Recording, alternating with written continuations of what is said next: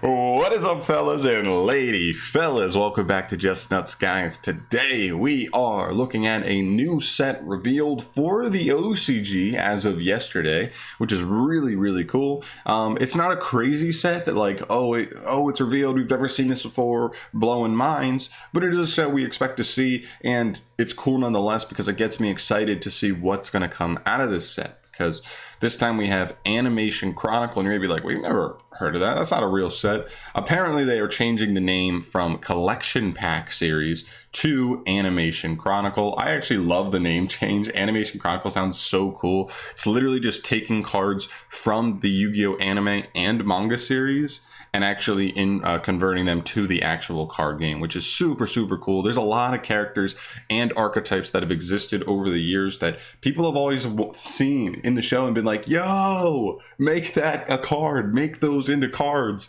Never happened. This is where a lot of those tend to get imported, and I'm all for it. So today I'm going to be going through a handful of the ones that jump out to me. I kind of just went down the Yu-Gi-Oh fandom of all anime and manga archetypes only list and kind of just went through the ones. I picked out the ones that made the most sense to me, that were the most interesting and you know, had the most potential to, you know, be worth it should they be imported. And yeah, so that's where we ended up.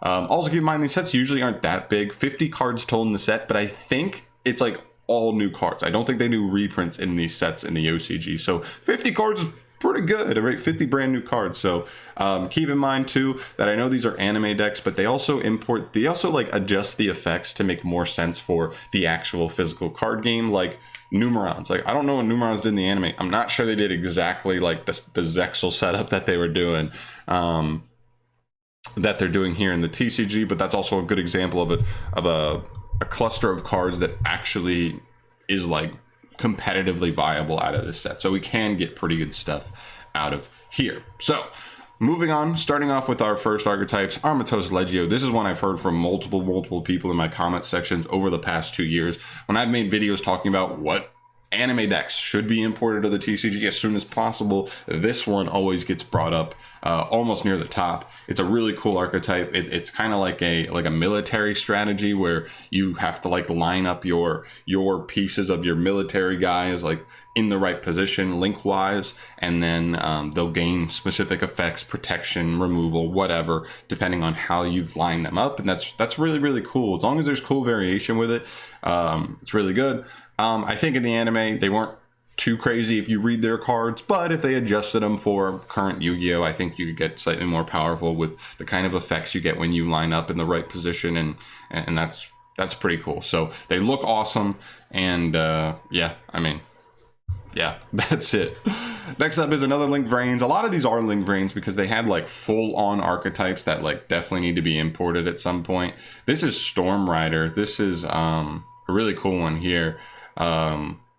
It's like wind cyberse monsters, and they're pretty good apparently at like spamming the board, which is pretty good, but it also manipulates your opponent's spell and trap zone, so gotta love that. We're in a control format, so it's not terrible at all. But we've seen wind decks be interesting, especially with stuff like Samorg, Bird of Sovereignty, as of late, so that's really cool. And yeah, just another one, nothing too crazy here, but I don't know, it kind of reminds me of like not dark evil Raid Raptors. It's just kind of like more friendly Raid Raptors, which is weird, but okay, I'm here for it. Next up is Hydra Drive. This is another really cool Link Vrains archetype.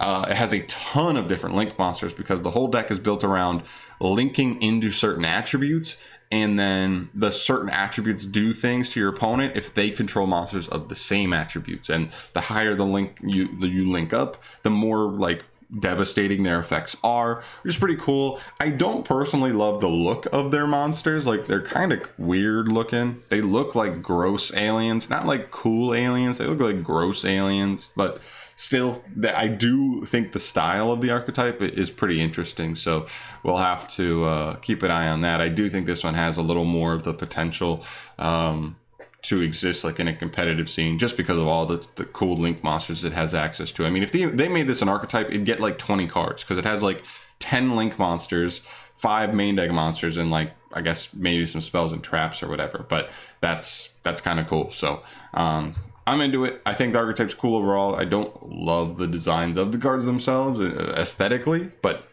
I do think that the archetype, the way it works, is actually pretty cool.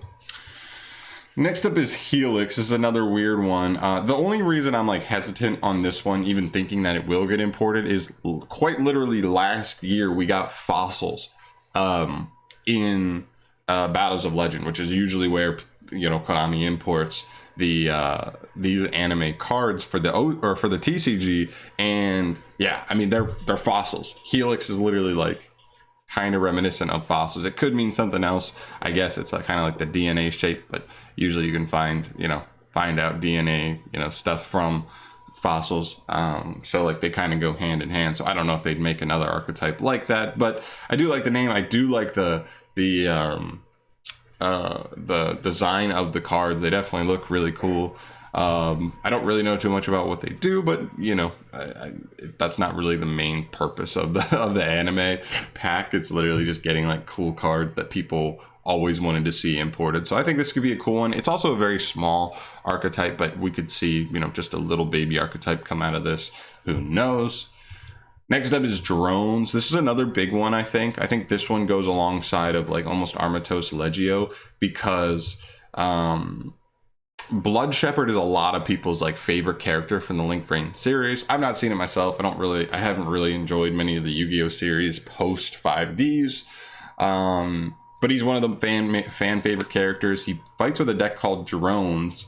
So it's got to be a machine archetype, primarily wind. So that's also interesting. It has a ton of cards. So I just think it has the potential there. I don't know exactly how it works, but that's another cool one that a lot of people seem to be clamoring for, or have clamored for the last 2 years or whatever. So that's definitely a cool one there. Next up is Cook Pals. This is another, this one's fun, right? Like they're like walking food, like groceries. They're like walking, talking groceries. So probably like plant-based. A lot of the things are. I don't know what like Cook Pal eggong. No, not eggnog. Eggong would be. I don't know what they'd all be, but I think they're really interesting. I'd be curious to see, like, could you imagine if Konami made this an archetype and they actually were good, and like somehow Cook Pals was like a meta deck in the TCG? That'd be absolutely insane. But they're cool. I think their designs are funny, like the Yu-Gi-Oh version of like Veggie Tales, essentially. So yeah, I don't know. They're cool. I don't know. I've seen people talk about them and stuff, but they have a decent amount of cards, so it could be something to talk about. I don't know. Next up is Alchemy Beast. This one I more just like the name of more than anything. Right, like they're like beasts, but they're beasts made from like natural minerals you can find in the world. So then coming back to the alchemy thing, so you have like the tin, mercury, lead, silver, bronze, and steel, like all of them coming from those names, which is pretty cool. So I don't know what the deck would do as far as synergizing that together and making that make sense. I'm sure it could be something like link summoning, where you combine two different types to make a certain type of link monster or something, or fusion may make a little more sense there. I don't know. It's cool though. I like them. I read some of their effects and they're not very good in the anime, but of course we'd have to update those so that they did a little more oomph to them. But I like their designs. I mean, look at this, just like metal dragon guy. I like that. I like the snake. I believe that's the bronze. Yeah, Ouroboros the bronze. So I think there is some potential here. I think they're cool. And it's an older one too. Yu-Gi-Oh! GX, like all these we've talked about so far, almost all from Link Vrain. So it's nice to have one from GX, which is cool. Next up is Advanced Crystal Beast. I want to say, yeah, this is when Jesse Anderson gets possessed in Yu-Gi-Oh! GX and he's like in his evil form. He uses the Advanced Crystal Beast. So it's almost like Zane when Zane uses Cyber Darks for the first time. And we're actually seeing Cyber Darks get a structure deck very, very soon, which is exciting. But that's separate from this. What this could be is, I know a lot of people like Crystal Beasts. They like the idea. It almost reminds me of the Alchemy Beasts, right? Like they're like crystals, but combined with like beasts, right? So very similar there. That could be another reason why not to see Alchemy Beasts, because I think if Konami was going to support one, they'd say Crystal Beast is going to make us more money.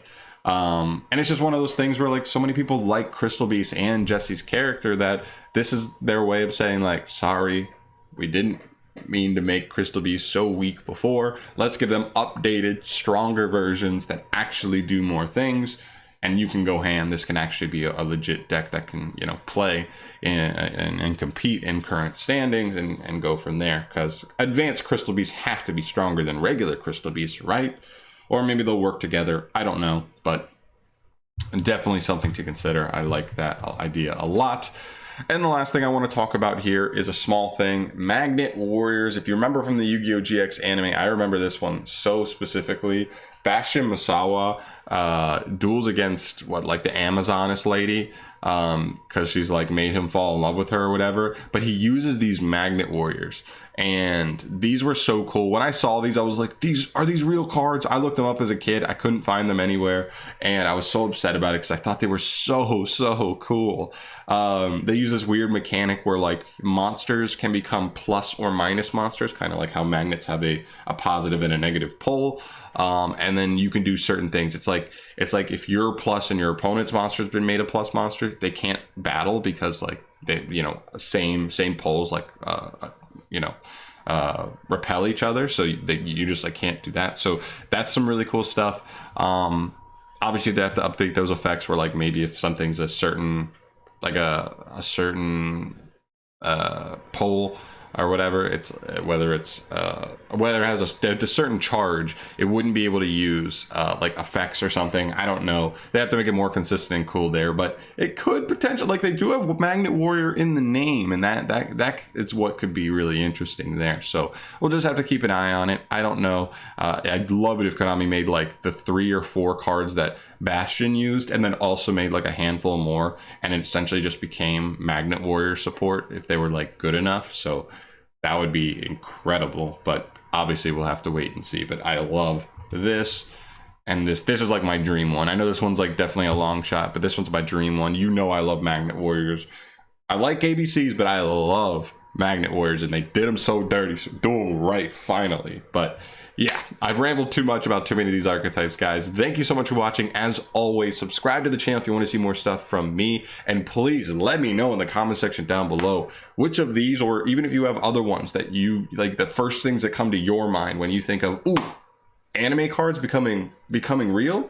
Which ones do you want? Absolutely. I want to hear what you guys want to see come to the game, because I might have missed something. All I went to was like the Yu-Gi-Oh fandom, so there might have been some stuff that got missed there.